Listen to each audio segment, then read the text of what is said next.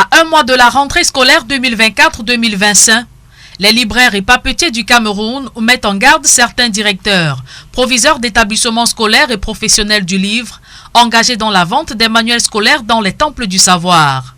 Réunis en assemblée générale à Douala, ils évoquent quelques conséquences liées à cette activité frauduleuse. La vente des livres dans les établissements scolaires fait baisser notre chiffre d'affaires. Le bénéfice, qu'est-ce que nous pouvons encore gagner si les livres sont déjà vendus à l'école?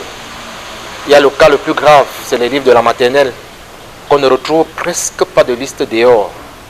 On inclut directement les frais de fourniture de la maternelle dans la scolarité, ce qui fait qu'en librairie, nous ne vendons rien.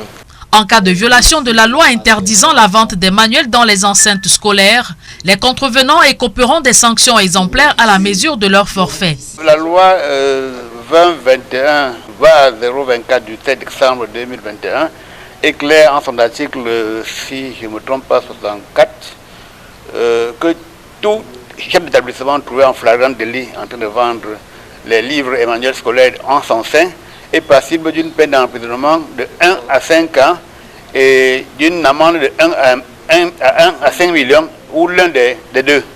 Donc voilà sur quoi nous nous basons aujourd'hui pour lutter farouchement contre ces écoles-là qui, au lieu d'enseigner les enfants, passent le temps à faire ce que les libraires doivent le faire. Déterminés à tordre le cou à cette activité devenue au fil des années une véritable gangrène, les libraires et papetiers du Cameroun entendent mettre à pied d'œuvre une brigade de veille qui va sillonner les établissements vendant des fournitures scolaires.